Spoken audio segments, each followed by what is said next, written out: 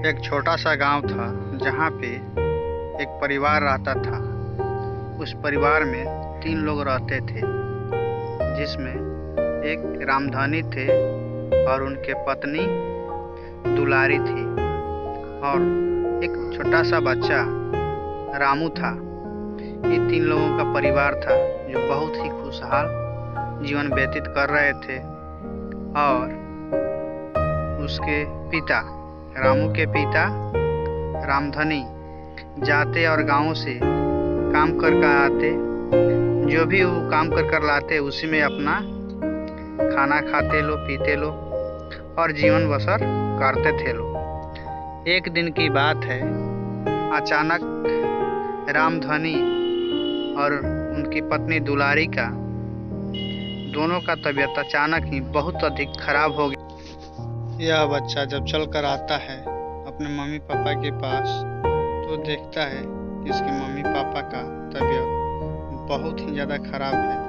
तो यह अपने पापा से पूछता है कि पापा, मम्मी आपको क्या हुआ है? तो मम्मी और पापा बोलते हैं कि हम लोगों का तबीयत बहुत ही ज़्यादा खराब है। तो बच्चा फिर बोलता है कि आखिर ये तबीयत ठीक कैसे होगा? तो उसके पापा बोलते हैं कि बाबू, हम लोगों का तबीयत बहुत ही गहरा खराब है। तो फिर इसके लिए बगल के गांव में एक वैद्य जी रहते हैं। उस वैद्य जी के यहाँ अगर तुम चले जाओ तो वहाँ जाने के बाद में हम लोग ठीक हो सकते हैं।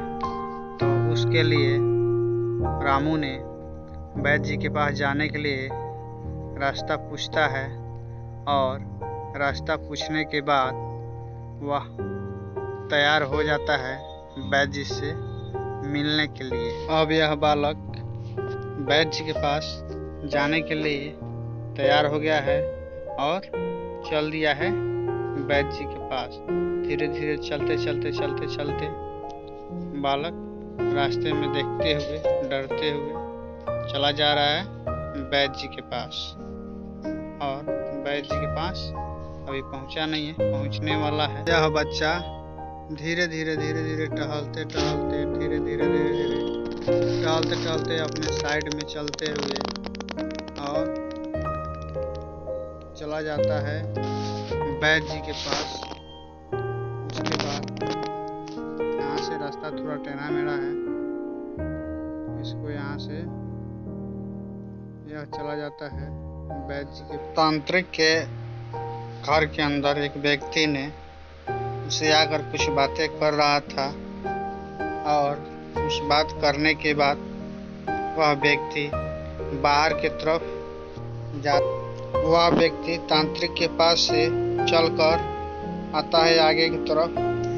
और जैसे जैसे वह आगे बढ़ता है, इधर से लड़का भी धीरे धीरे आगे बढ़ता है।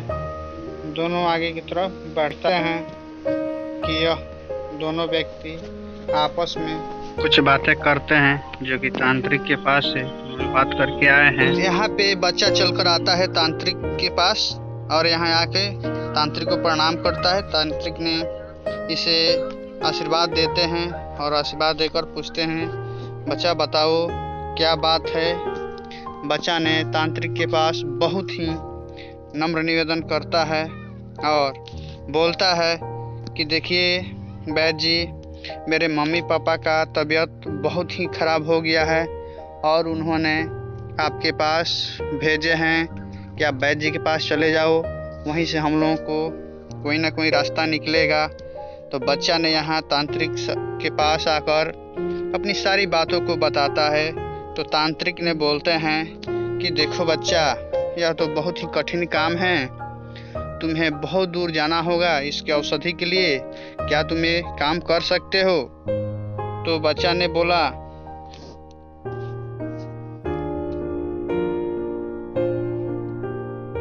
बच्चा ने आकर वैद्य जी के पास बैठ गया और वैद्य जी को प्रणाम किया। प्रणाम करने के बाद उन्होंने वैद्य जी ने पूछा कि बोलो बच्चा, क्यों आया है यहाँ पे? तो बच्चा ने बोला कि देखिए वैद्य जी, मेरे मम्मी पापा का तबीयत बहुत ही अधिक खराब है और उन्होंने आपके पास बहुत ही आशा के साथ भेजे हैं कि चले जाओ, बगल में के गांव में वैद्य जी हैं, उस वैद्य जी से हम लोगों के तबीयत के बारे में बात करना, वो हम लोगों को इलाज ज़रूर करेंगे। तो इस सारी बात को वैद्य जी ने सुना। उसके बाद वैद्य जी ने बोला कि देखो बच्चा, ये तो सही है कि हाँ तुम्हारे मम्मी पापा को तबीयत खराब है और वो ठीक भी हो जाएगा, लेकिन उसके लिए बहुत मुश्किलों का सामना करना पड़ेगा। उसके लिए तुमको यहाँ से 200 मील दूर जाकर औषधि लाना होगा और वह इतना सहज नहीं है। तो बच्चा ने बोला कि वैद्य जी, मैं अपने मम्मी पापा के लिए कुछ भी करने के लिए तैयार हैं। तो वैद्य जी ने बोला वह रास्ता जानलेवा भी है, उस रास्ते में नदी, पोखर, तालाब और जानवर भी मिलेंगे, शेर, भालू, सांप, सारी जानवर को सामना करते हुए जाना पड़ेगा। तो बच्चा ने बोला मैं सब कुछ सहने के लिए तैयार हूँ, अगर मैं नहीं जाऊँगा तो मेरे मम्मी पापा का तबीयत ठीक नहीं होगा, तो फिर मेरे रहने का कोई अर्थ नहीं हुआ। तो मैं उन लोगों के लिए यह सारी सामना करने के लिए तैयार हूँ। तो वैद्य जी ने बोला कि ठीक है बच्चा, तो उसके लिए मैं एक तुमको उपाय बताता हूँ। उस उपाय के तहत तुम वहाँ से जाकर औषधि ला सकते हो। तो बच्चा बोला ठीक है वैद्य जी, आप जो भी रास्ता है उसको बताइए, मैं उसी रास्ते पे चलकर वहाँ से औषधि लाऊंगा। तो उसके लिए वैद्य जी ने बोला कि मैं तुम्हें एक शस्त्र दूंगा, इस शस्त्र से तुम्हें जाने में बहुत ही आसानी होगा। तो अब तुम क्या करना, इस शस्त्र को लेकर जाना। इस शस्त्र के द्वारा तुम अपने अंदर जो शक्ति चाहो वो शक्ति ला सकते हो। उसके लिए मैं तुम्हें एक मंत्र बताऊंगा, उस मंत्र को पढ़ते हुए इस जो भी तुम्हारे सामने जो भी शक्ति वाले है उसको नाम रख के तुम इस शस्त्र से मंत्र बोलोगे, वह शक्ति तुम्हारे अंदर प्रवेश कर जाएगी। तो बच्चा बोला ठीक है।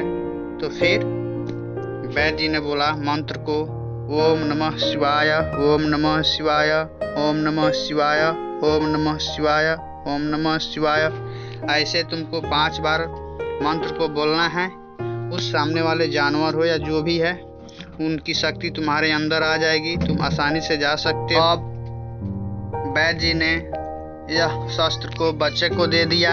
अब बच्चे ने इस शस्त्र को लेकर वैद्य जी